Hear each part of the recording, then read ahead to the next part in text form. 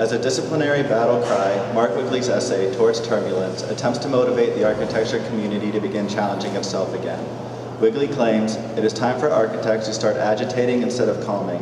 They must turn against their own discipline, shaking ancient and contemporary assumptions. The challenge to architects is to challenge architecture, to shake us and keep shaking. It's time for the architect in the building to unseal their lips, time for architecture with teeth, time for a storm." Dramatics aside, the essay published in the AMO Columbia C-Lab publication, Agitation, signifies the importance of expanding the norms of architecture through new and unlikely routes outside the discipline. By destabilizing these norms through interdisciplinary ideas and techniques, architecture has been able to critique and transform itself in moments of staticity. The discipline has a long history of agitators, modernism's Corbusier, the avant-garde radicals of the 60s such as House Yurchyk, reactionaries to postmodernism, Diller and Scofidio, and post-critical practices parallel to MVRDB. For these agitators, architecture involves going back and forth between space and representation. Construction drawings and perspectival renderings are replaced by new models found in axonometry, collage, photographs, writing, advertisements, and film. Wigley suggests if we destabilize the concept of architecture, we destabilize elements of all buildings and allow their hidden mysteries and stories to come to the surface. Throughout this history of agitators, one specific medium has both greatly affected the discipline while also remaining dormant and underutilized when compared to the overwhelming range of possibilities it has to offer. Film and video, used in various quantities by agitating architects, have been implemented into their practice, offering new ways to view and understand their buildings. In contemporary practice, film and video are no longer irregularities. Rather, they are often used in both the design process and its final presentation. The websites of these architectural agitators today often have pages dedicated to their video studies, an addition that is becoming more and more prevalent across the field. Contemporary digital culture has enabled the medium to gain strength through open source platforms such as YouTube and Vimeo. Tablets, smartphones, and computers on our studio desks are able to make a format once considered with difficult curation readily available. However, in a collaboration holding so much potential, architects and film have a somewhat difficult relationship, often producing bland presentation flyovers and hyperreal renderings sitting in dramatic time-lapse environments. Admittedly, most of these examples are created as presentation jewels for clients to envision the project, yet some architects have been able to use film and video to propel the project with the addition of character, personality, and mystery to accentuate architectural effects unavailable through other methods. Walter Benjamin's The Work of Art in the Age of Mechanical Reproduction praises film's ability to enrich our perception of art into new territories past the boundaries of the traditional methods. According to Benjamin, it enables a deepening apperception, the ability to perceive new experience in relation to past understandings. Opposed to the static arts, film works in the realm of time, enabling both the comprehension of the necessities which rule our lives, while still immersing us in an unexpected field of action. Motion studies, a short precursor to the advent of film, foreshadowed its ability to reveal unknown qualities of movement. The horse in motion studies of Edward Muybridge exhibited through 12 frames the leg positions of a horse while galloping. This study affected both the scientific and artistic worlds, as well as paintings of horses were generally shown with all four legs extended outward when in full sprint. Russian director Dziga Vertov, an early inventor to many cinematic techniques, exposed new modes of consciousness while exploring a citizen's daily interactions with modern life. Man with the Movie Camera juxtaposes human experience through the denaturing lens of the camera with cinematic techniques to create visual experiences impossible in other mediums. New cultural and societal relationships to objects and buildings as characters and settings also emerged and can be seen through the science fiction dystopias of Fritz Lang, critiques in industrialization in the satirical comedies of Charlie Chaplin, or political distrust in the dark propaganda of Sergei Eisenstein. The complex relationships between object, subject, and setting, placed in time with a variety of representational techniques, create a vast realm of potential study within the contemporary discipline. Sylvia Lavin's essay, Architecture Beside Itself, explains how the field should more thoroughly examine film and video as sources for inspiration and investigation. From Michael Graves and Juan Gris, Zaha Hadid and Kazimir Malevich, Rem Koolhaas and David Hockney, up to recent studies by Preston Scott Cohen and Francis Bacon, painting has been serving as the traditional diagram of an architectural project. However, Lavin points out, the paradox that when used as a model for architecture, the optical flatness of the modernist painting kept architecture within the compositional flatness of the Beaux-Arts drawing. Rather than advancing the architectural project, this flatness has been accused of encouraging architecture to prefer the controlling power of the plan rather than the participatory potential of space. This participatory potential of space relies on a medium capable of abandoning compositional flatness by designing in the realm of time. Jeff Kipnis's Perfect Acts of Architecture displayed projects that have attacked traditional methods of representation. Unsurprisingly, at least half of the perfect acts were executed using cinematic techniques to elevate the projects into notoriety. Ex-screenwriter Rem Koolhaas's heavy narrative Exodus project displayed storyboards accompanied by a script describing scenarios taking place with and within his architecture. Peter Eisenman's House 6 diagrams are read as drawing as film or virtual animation, tracing the transformations of formal relationships between a diagonal and a cube. In Bernard Shumi's Manhattan transcripts, a notational system is generated from photographs and film stills through analysis inspired by Eisenstein theories of jump cut, quick cut, tracking shots, juxtaposition, and montage. The commonality of film and video techniques between the projects exposes the medium's ability to create transference from architecture as an object depicted through representation to a subject consisting of multiple readings. Although these perfect acts of architecture use qualities derived from cinematic techniques, the medium's full potential is left untouched through its abstraction into other static modes of representation. Actual film and video composed by architects retain and amplify the same ability to work as subject-based, offering partial narratives with multiple readings to accompany the project. The success or failures of this relationship between film or video and the architecture projects is defined by Sylvia Lavin as the ability to go beside itself. If modernist definitions of medium relied on singular absolutes, and postmodernist definitions of what came to be called disciplines relied on the opposition between two terms, the thing beside itself does both. This view assumes, in other words, that the self is not a unified structure, but is made of various parts that can achieve some degree of autonomy, and that can use this distance to witness each other in action. To be beside oneself, then, suggests both an intensification of the affective state of the subject, a kind of singular absolute, as well as the exfoliation of the subject into a diversified and multiple assemblages of selves. There is a current convergence between the digital culture's ease of viewability mixed with a long desire for the architect to tackle certain capacities of film or video to overwhelm the discipline into motion, moving architecture to sit beside itself and exist in the field through a newly diffused state of being. The versatile range of effectual qualities stemming from figural, volumetric, tactile, or active architectural projects could benefit from a representation that allows the work to reside external to itself, operating as a singularity but also as an assemblage for partial analysis. Movies besides projects produce a new outlet for the architect, but also the building, to unseal their lips, often revealing pieces of life inherent to a project that would otherwise be lost. A heightened sense of building aliveness may provide an opportunity to re-challenge and agitate the field, situating an architecture beside itself and provoking the disciplinary storm Mark Wigley was asking for. Laszlo Moholy-Nagy, through his work with the Bauhaus, examined light and spatial effects between physical models and film.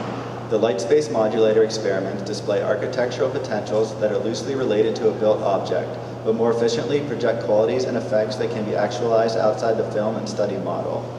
This disciplinary relationship could be considered architecture beside itself, operating as a subject for multiple patterns of association, not relying on autonomous objects revealing full interpretation. Conversely, Moholy-Nagy's documentative films, such as New Architecture of the London Zoo, depict how its audience should operate and inhabit the buildings and spaces. Notations, diagrams, and text describing the new zoo exhibits receive footage of the architecture in use. Moholy-Nagy's post-production strategy adversely stresses the architecture's autonomous nature by setting rules and guidelines that depict building function. The video portrays architecture as itself, stressing its singularity through self-determining guidelines. Similarly, Corbusier's collaboration with Pierre Chanel, Architecture d'Aujourd'hui, creates international-style propaganda by collaging stock film clips to express his concept of building as machine. The film opens with a series of footage depicting modern automobiles and aircraft, then moves into the presentation of Villa-Savoye as the architectural equivalent. An essay, Cinema and Architecture, examines how the film sets the building in motion by an organic montage, focusing on experience through use. Processes rather than objects are documented, as for instance the slightly stretched architectural promenade on the ramp of Villa-Savoye. While the film attempts to represent modern architecture's machine-like qualities while living in real time, The obvious staging of scenarios, frolicking scantily clad women and men exercising on roofs, along with the presence of Corbusier himself, tends to seem like a re-emphasis of the building as an object rather than a subject in the film. Beatrice Colomina, in Privacy and Publicity, believes it is necessary to understand architecture as a series of overlapping systems of representation, defining multiplicity of boundaries to undermine each other, hopefully calling into question its own objecthood. If this is so, architecture d'aujourd'hui falls short of these aspirations. Rather than diversifying a subject into a multiple assemblage of selves, the film amplifies its autonomy, leaving the architecture as itself. A later work by Corbusier combined architecture, film, and audio to create the Philips Pavilion.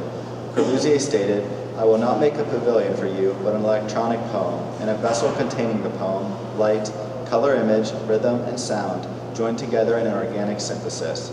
New notational relationships between space and time from interdisciplinary mediums produce an organic fusion that push the representation techniques past traditional limits organized by a common but vague conceptual goal.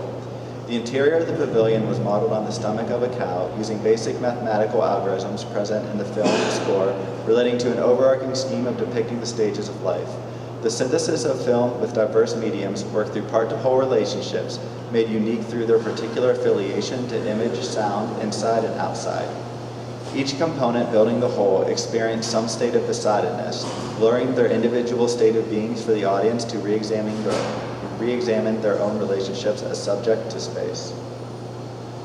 In 1964, Marshall McLuhan published his essay, "The Medium is the Message," stressing the importance of recognizing and placing emphasis on the character of a medium rather than the content. In May 1968, an unrest in France results in student strikes, marking a turning point to many architects as a fruition of a newfound distrust in modernity due to the apparent failures of its inherent democratic ideals. These two happenings partly defined the neo-avant-garde architecture groups formed around societal critiques, resulting in a movement from architectural objects to non-objects. Concurrently, in the art world, experiments with film and video were undertaken to de-emphasize the finished product. The Eames Powers of 10 depicts the relative scale of the universe by 10-second intervals, each interval 10 times further in space until it reaches the far expanse of our galaxy. Robert Smithson used film as a direct expression of an original idea, along with the working processes to produce site-specific art revisiting 18th and 19th century treatises of the picturesque. Gordon Matta Clark, a student of Colin Rowe, altered our perception of the building and its surrounding environment using film to document the work. Christo and Jean Claude's art documentary, following the fruition of Running Fence, becomes an extension of the art project after its installation, showcasing the societal struggles between art and its cultural responses.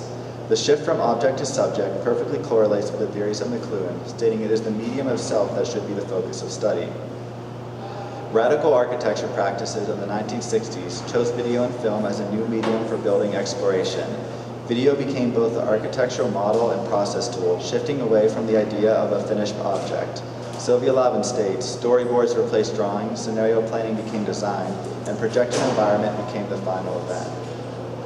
House Rucker Co. lashed out against architecture's heavy permanence through the ephemeral. They created temporary inflatable structures emulating a nomadic lifestyle, emphasizing the importance of change, flexibility, and development. According to HRC, the Yellow Heart offers the possibility to leave the real world for a certain period of time, to enter a space that acts as a strong contrast to the natural environment. The soft and pulsing movement of the device determines a general mood of relaxation. A traditional use of architectural representation found in their drawings and collages cannot accurately depict the sensational qualities of Yellow Heart. The film brings the conceptual basis of the project to life by depicting the effectual and tactile nature of the inflatable's interior. The videos inhabit a realm beside the architecture in a fabricated reality, offering new models of analysis depicting human interaction in pseudo-real time. Super Studio produced alternative realities in the films Life Supersurface and Ceremony.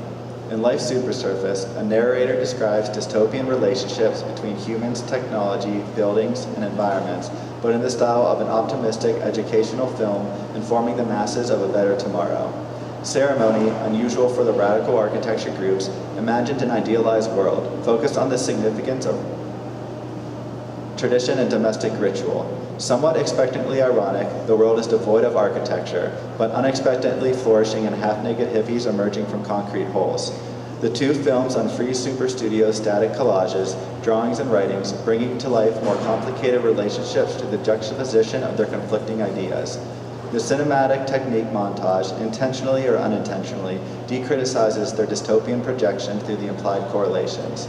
The fantasy worlds created in the film blur the harshness of the group's critiques with their personal enthusiasms and interests to produce an architecture beside itself. While it is formed from the same assemblage of parts, they operate with heightened levels of aliveness. Ant Farm was among the neo-avant-garde groups most invested in the relationship between architecture and new media. They took the medium of video and used their personalized narrative language to mix image, space, and crisis. The successes of Ant Farm were due to their ability to flow perfectly between built architecture, drawings, collage, and film to discuss their concepts in terms of images without translating the images into either understandable terms or conventional media. Media Burn, a fabricated event, took advantage of video's ability to transport audiences into a fictional realm, exposing the transparency of the medium while allowing for the loss during the recording of an event to amplify its fictional potential. A phantom dream car crashed into a stack of burning televisions in the style of Namjoon Paik, surrounded by fake government officials, a fake president, fake souvenir stands, fake programs, zero public spectators, and hundreds of real television reporters invited to witness, as described by Ant Farm, the media event of the century. While the event was a critique of information received through new media, it exposed the ability to juxtapose partial narratives in order to complicate the whole and allow for individual readings. The use of video to create registers of real and fabricated information between their explorations of object, subject, and event allowed their architectural exploration to go beside itself, occupying the mysterious realms in between. While the neo-avant-garde radicals use film as a shift from object to non-objects, ideas stemming from postmodernism as well as its reactionaries shifted towards its performative capabilities. Pop art emerged as a means of reflecting the conditions and contradictions of contemporary society. Video art addresses these complexities by blurring the boundaries between viewer and representation. Andy Warhol's Outer and Inner Space features Edie Sedgwick seated beside herself by means of a video monitor, all multiplied through a double-screen projection. The work attacks the relationships between both outside and inside and outer awareness and inner awareness. The blurring of boundaries between representation and consciousness evolved through various techniques such as breaking the fourth wall in film or surface interplay made possible by projection technologies. Coop Himmelblau engaged the city by turning its users into an audience through performative architectural events. Pushing past the model of criticizing the city from like-minded groups, Wolf Pricks planned urban entertainment as aggressive art actions against the metropolis. Coop Himmelblau's manifesto, Architecture Must Burn, was actualized in Blazing Wing, a 15-meter-high burning steel structure whose noise was amplified through speakers across the site. The architectural stunt switched the users of the metropolis immediately into an audience. However, the video produced as a representational device unfortunately detracts from the architectural gesture. Blazing Wing is filmed from a single fixed point of view, focused solely on the burning frame, switching a performance between multiple subjects to a single object. The post-production filming reduces the subjective actions of an event toward autonomy, presenting architecture as itself. Diller and Scope Video produced video to create architectural performances to directly engage the audience, breaking the fourth wall between a building and its users. For their practice, space is understood as performative rather than representative terms. Diller and Scope Video asked how do contemporary spatial conventions operate and what alternate realities can be produced based on this awareness. Soft Cell employed rear projection to render a set of female lips onto the glass door of an abandoned porno theater, reciting a chain of improbable solicitations to passersby, while offering various come-ons and questioning notions of currency. The project operates on multiple levels of linkage, such as sight, hearing, and the mental associations constructed around the site. Facsimile alters reality as a 16-foot by 27-foot video monitor pans across a glass facade, presenting a mixture of live and pre-recorded video. Fictional recordings displaying scripted events confuse spectators to question the actions of occupants in adjacent spaces. Guido Yurchyk, author of Transgender Media, explains how the video helped to blur disciplinary boundaries, creating multiple levels of indistinct information. Diller and Scope Video used media to distribute orientations, subverting the view of architectural space and the messages generated by it and contained within it. By challenging traditional architectural norms, their video experiments elevate the discipline's experiential range out of the misregistered multiplicities of a building's boundaries. Yurchyk video's architecture resides beside itself, morphing back and forth between gradients of the stage and the audience. In the advent of digital design, inspiration was found through animation techniques to imply movement and action. Greg Lynn, a pioneer and author of animate form, was attempting to register form through implied evolution and its shaping forces. Aided by computer modeling, Lynn was seeking to introduce architecture to dynamic modes of organization backed by keywords such as animism, growth, actuation, vitality, and virtuality. Early animations in the 1920s by Walter Ruttman and Viking Egeling were mimicking flows of energy by implying relationships between form and imaginary forces. Greg Lynn's short film shows striking similarities to these animations. Sylvia Lavin points out the images were often deliberately unrendered, left in a state of exaggerated visual primitivism to suggest the forms were wholly unmediated. In spite of this, the obvious staging of its representation in an autonomous environment repositions the architecture as a single object. The absence of outside forces, however, doctrinated the animation suggest otherwise, leaves the architecture as itself. As techniques developed, a sensibility towards renderings in addition to inputting forces from urban conditions produced interesting and productive results. Digital animations became a proficient storyteller, often developed around the formation of a building through process studies or presentation narratives, adding to the assemblage of the disciplinary project. Early Zaha Hadid forays into video were conceptually relatable to her Cubist-inspired paintings, gaining a sense of aliveness as time is de-abstracted from the canvas. The new Campus Center proposal for the Illinois Institute of Technology collages multiple levels of information from existing buildings, circulation routes, and new program by setting them into motion against one another.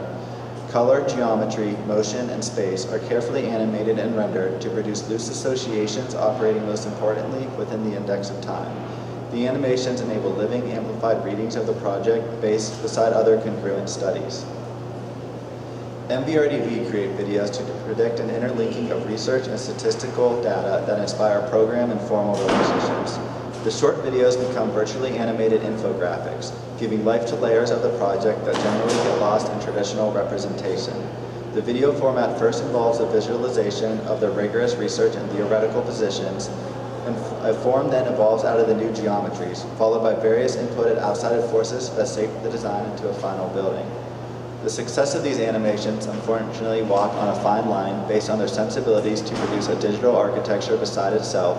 A dip below the line generates autonomous trace animations, and a jump past the line pushes into the hyper-real, client-driven exercises of high-end presentation flyovers.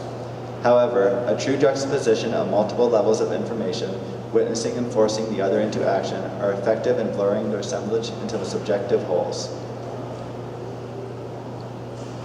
I believe the history of the collaboration between architecture and film or video has proven its ability to propel the discipline's representational techniques forward into new territories. Its dexterity to reveal unique characteristics and unusual relationships in alternative settings have generated new authenticities for the field.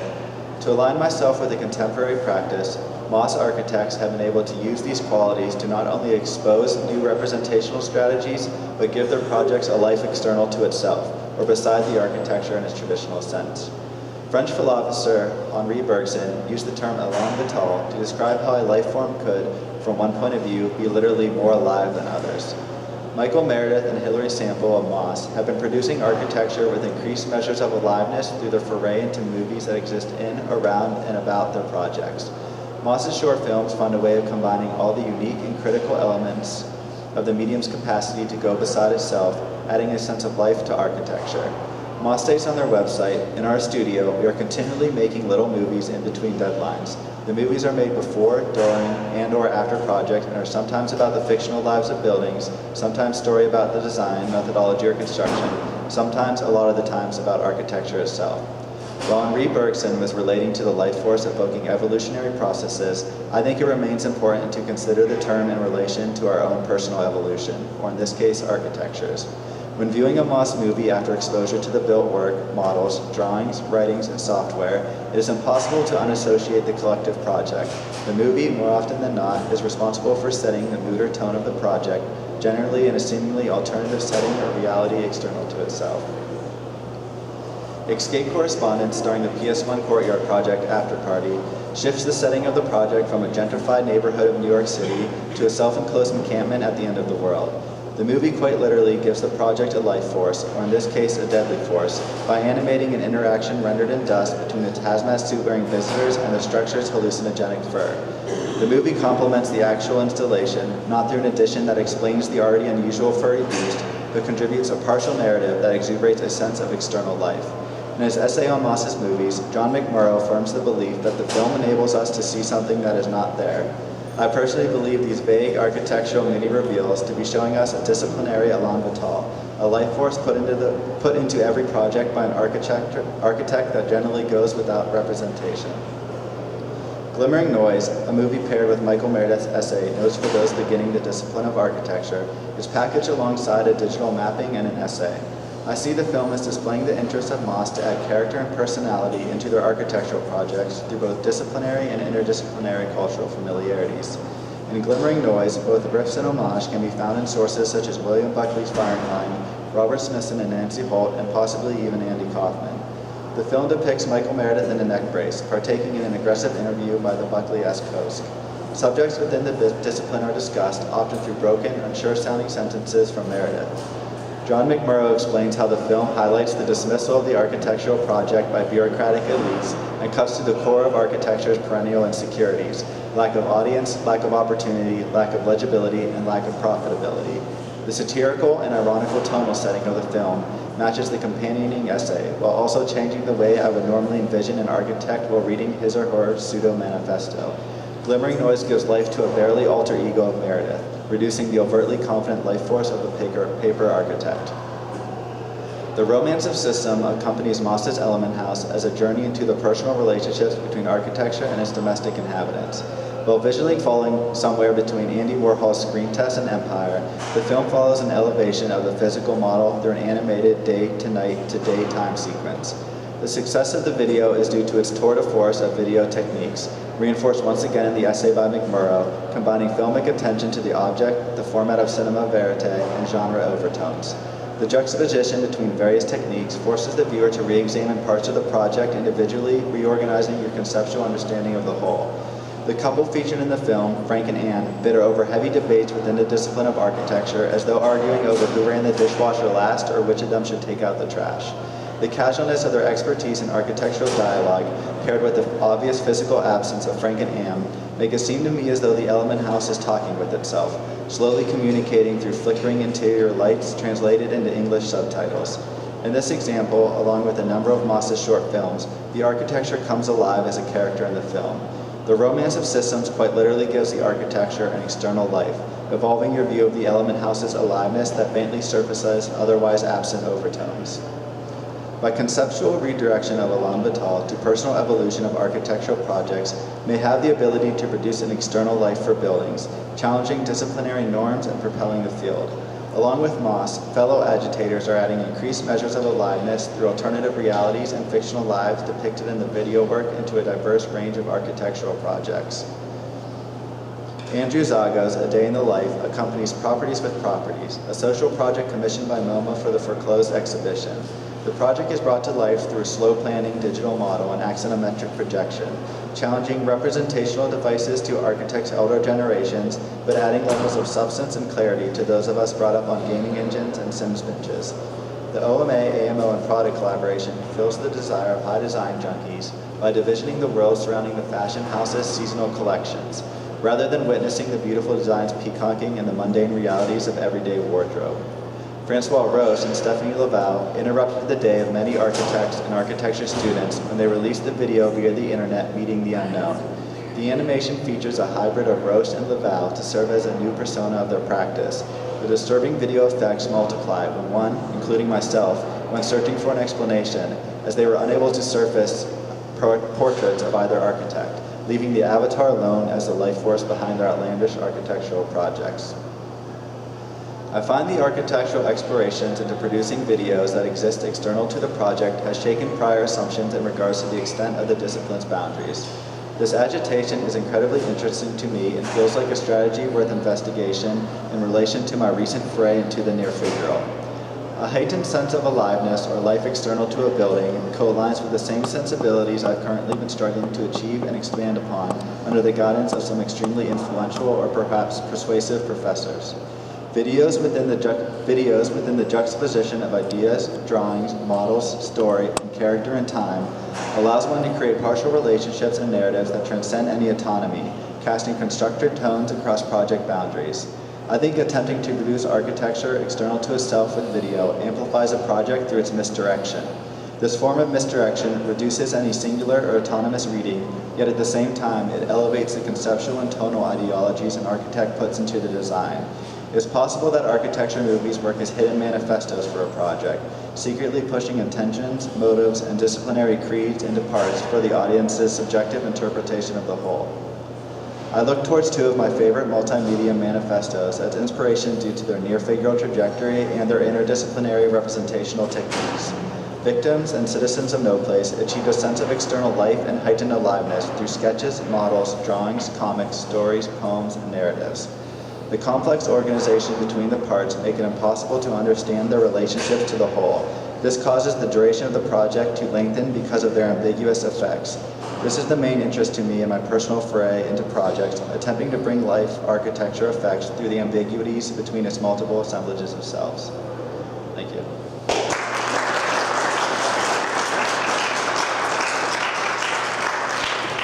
So, double points for referencing me twice. Get that off the table right now. No, of course, interesting talk. I think my curiosity is, why do you need Wiggly?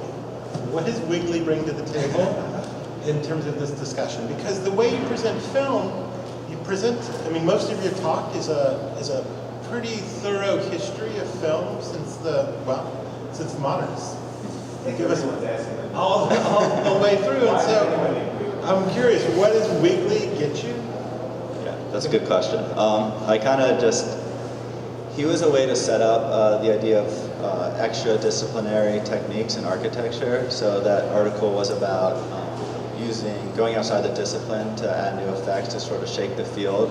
And I think that video has done that, but it's somewhat been overlooked and not explored as far as it could be. So it was sort of an introduction into that idea of agitating the field through. Well, no, I understand that. I mean, that's the rhetorical trope. The presentation makes me wonder, one, it seems to have been a longer history of it doing that than maybe we realized before you presented. So it's, at what point does something that's extra disciplinary, when is it no longer extra disciplinary? Because then I go back and think, well, at some point, were drawings extra disciplinary? And do they become, at some point, integrated? Is there a kind of timeliness to this move, or is it a kind of expansion of the palette? Because I think the Wiggly quote, what I find sort of strange about the Wiggly code is it's like, hey kids, let's do this new thing and shake things up, which, like, by some arguments, you specifically, these things have always been shaken up. Right. And so, when does a medium become disciplinary? Not for its own terms, but in terms of the extended field of architecture. What do you think? When does it become disciplinary? Yeah, I mean, I would say, at some points, I think it's getting close to that, I would have to say. Like, I was talking about how you go on websites and it's filled with videos, but unfortunately those aren't really, I think, where architecture should be moving with using videos. Those end up being like the presentation tools towards a client, but I think it needs to be explored more as a process tool and a way to add something to the actual project. I mean, I guess my point is, because I agree with all the talk, I just think it has a different significance. That the genealogy is longer than we imagine. Right. And I think the benefit of your talk, the opposition to the fly-through is pretty clear, and you established that pretty quickly, but I think you've shown ways in which film have, through a variety of intentions and frameworks, been used constructively for quite a while. Yeah. Which I find like a surprising realization. You've already said it. The minute discipline, the minute they borrow a medium starts being used for the entity effects of the borrowing, it starts being used to re-originate the effects of the discipline. Basically, we're asking a question you already answered. I wanted to leave it to a better answer. Yeah, thank you. All right, thank you. So what's next? One thing just for me Yeah. to say, you were in there before you knew you were So don't disqualify for disclaimer.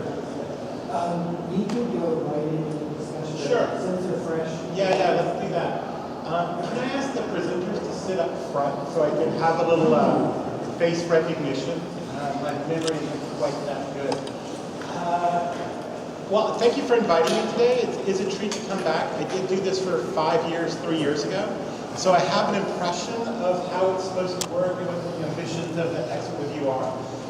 That said, they might be anachronistic to where they stand now. So I think I'd like to give some just general impressions on how I understand the format and then go into some specifics of the talk. It's not meant to be an interrogation. I just couldn't put names to faces. I felt, I think it's always super interesting to hear these exit reviews. And I think clearly seeing today's set, it's the curated, it's the curated. I thought all the presentations were very coherent, which they always are. I think they deployed interesting material. And I would say I walk away from every single exit review I've ever seen learning something new. Some new reference, some new framework, some new way of looking at it. And I think that was definitely the case today. It was a totally enjoyable afternoon to see all the work. I think the work hung, to me, very close together in a way. And I think that speaks to a kind of framework within the school where certain issues are being pursued on multiple fronts. And I think the presentation benefited from that, I would say, cultural awareness that's shared within the school. I also wonder something we'd often discuss in exit reviews. It was a natural occurrence then, maybe it's still a natural occurrence, that we would assign a project that had to appear in everybody's presentations. I don't know if that happens yet, but it seems to almost by default still. Had not thought of soft sell for quite a while. I think I saw it 3 times today, which is interesting nonetheless. I also thought, this maybe speaks more to Stephen's curation or however you guys got selected. I thought it was an interesting intertwining of issues in that we had, I think, Ben and Dave really gave us 2 versions of, gross space. So if we talk about net to gross, it's that idea of circulation or connection, zones between identifiable spaces. I felt like those were 2 coherent but very different takes on that material. I think Megan gave us a sense of sort of the massing, like pattern, but in the end I think it was pattern related to mass. So this notion of externality, or the way the external volume of the in this case, building could be envisioned. I think Lindsay gave us a very interesting conception of interiority, in a way. I was curious where John was going to end up, because I felt like everything had been covered. We've got inside, outside, and the characters in between. And I felt like, even in the arrangement, it made sense, because I did feel like the presentation about movies was a slightly more meta consideration, although I think the moments that made it connect back into the concern not only about a representational technique, but a design technique, were those little algebraic film clips, which I thought was very effective of giving a way of understanding not just the kind of registration of a thing onto itself, but the way there could be some sort of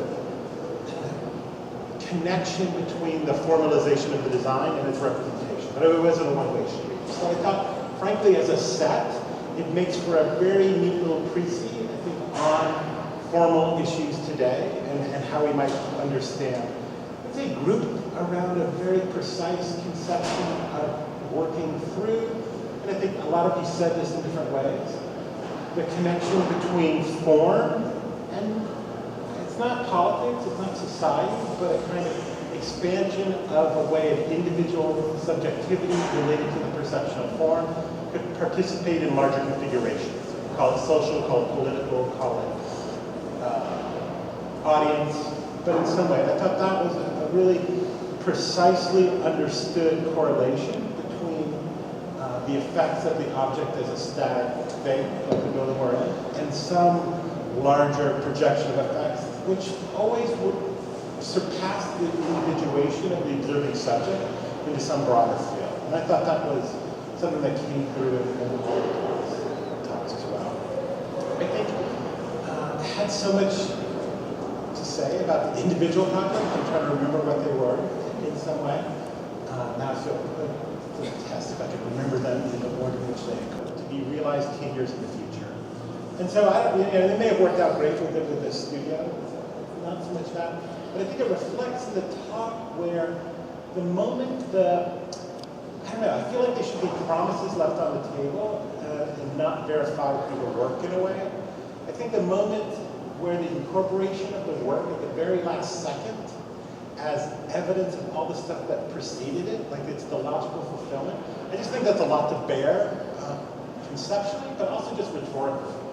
Because your work always came in as a kind of appendix to other things that occurred. What's that? They were ordered. No, so this is why I say it now, so you can. It's not exactly that it's the conclusion of it. I see project as parallel. They used to have to show their other. No, I know. Now they got rid of that. Now I ask for the forecast, the sketch of the pieces, and that's why. No, fair enough. Fair enough. It's not so much that it's impossible. I just think in terms of my remarks are not pedagogical in that it relates to how you fulfill the requirements of the term toward your betterment. They're rhetorical. Like how a presentation makes sense, where you hit the beats. I mean, I think the first presentation gave us a very clear conception of dramatic sequence. And they always came out as epilogues in a way. So they're kind of like what I thought were really fantastic presentations. They always came in as a kind of downbeat at the end, which I just wonder how. Like, let me ask you this. Sure. Just from a point of view of contemporary filmmaking and television making, would it be better to say, show the end? Like, here's what I'm doing today, and then the rest of the talk, but 10 years ago. So much today. Like a flashback. There's the murder and the murder scene, and then the whole thing is a flashback to that. Which would mean they have to do the action review, then they have to do the action project, then they have to redo the action review. No, I know. This is what we like, more work for them, less teaching for us. Yeah. I think. Or you just think leave it out? I think leave it out. I mean, because I do think there's a difference between like the teaching and the presentation of it. And so I feel like what's nice about these talks is like they're the architect's lecture without the work.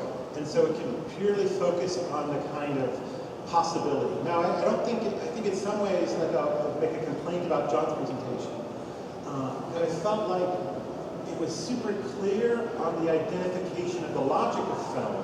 And it did get through some understanding of how they manifested differently, but I felt like it was a kind of, I don't know, the conclusion, I wasn't sure where the work was going to go in a way. It wasn't projective in the sense of like, and I'll say this as somebody who has also been like enamored of the work of Moss and their films. I think it's a very convincing model, but I feel like, in the case of Megan's, for example, I did feel like there was the development of the argument about pattern more than figure ground.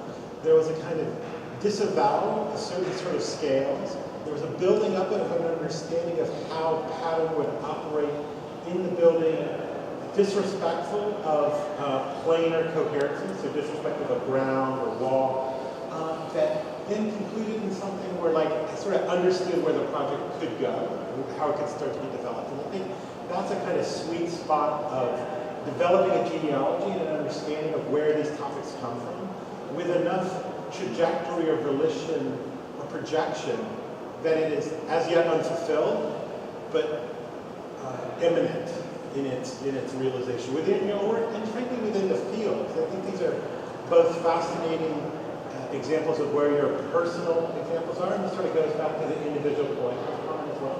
But I also think they're terribly sophisticated identifications of the disciplinary problems at the moment. So identifying it both for personal and frankly collective realizations. These are just sort of cursory appreciations. I did feel Lindsay's project, in the development of the interior, this connection between literal projection and projected geometries was quite convincing. And I felt like some of them I didn't know if I was supposed to have filled in the interlocutors myself or if they were better to be left suggestive. I found it a really interesting response to the Alejandro Zarapolo's discussion of the envelope as a kind of, this is the extent of our domain, this is where it'll attract our attention. I felt like he gave a really convincing anecdote to that, or anecdote, to think about the interior the way connected in not only the notion of interiority per se, which has been discussed quite a bit, but the focusing on things like atriums or light wells, that there was these figural dimensions that would then apply pressures back out to the outside. I thought was a quite interesting take on how to rethink the interior, not as a decorated interior, which I think we've seen, and I think it's quite interesting, but as something that would have pressure towards reformulating the building. So again, I thought that was quite good. And we spoke about it initially, and Ben did it first. I think the reading of the notion of dramaturgical structure was very sophisticated and really brought revelatory insights, especially on the Villa Savoye. I really fundamentally understand the Villa Savoye differently in relation to the ramp, based on your animated diagram of a section. It's a way to sort of string together disparate moments. I never felt, I mean, this is more like less conceptual and more affectual, but never felt the disparate nature of the living room versus the bedroom as separate moments, and so much as I understood that diagram. And I had my own, qualifications, as I said before. My concern with your topic was that it was just like a categorical blending of like this space in between, this intermission. Once the intermission became the play, then is it no longer an intermission? I mean, I think that's maybe has more to do with the questioning of the terms and the way they operate, less so the actual design ambition. Because I think the design ambition to have a space of fullness that didn't deal with the notion of separation, I think was clear. And so my qualification more has maybe do with just the terms, like that sort of diametrical structure in the Dionysian and the I think my other highlights. Yeah, that's what I got. But I don't know what you guys would do. It would be fun. Or most of y'all all have something else. I mean, actually, what's really interesting is how well you predicted some of these sketches. These theses. These are first sketches toward a thesis. They didn't have to go do the rest of their career together. But some of them you predicted pretty well. It's surprising how well you, but in your encapsulation of how they circumscribe the field, they tacit like massive pattern. You make tacit predictions of what you could see. It might be just fun just to Sure. yeah. But before we do, are you willing to show your thing or not? I'm willing to do it, but Like I said, I mean, we can, I can do this all day. So I thought after we do this, we can quit, or John's done a 17 minutes of sitcom. But I think we ought to make him present to us. We can keep it as everybody.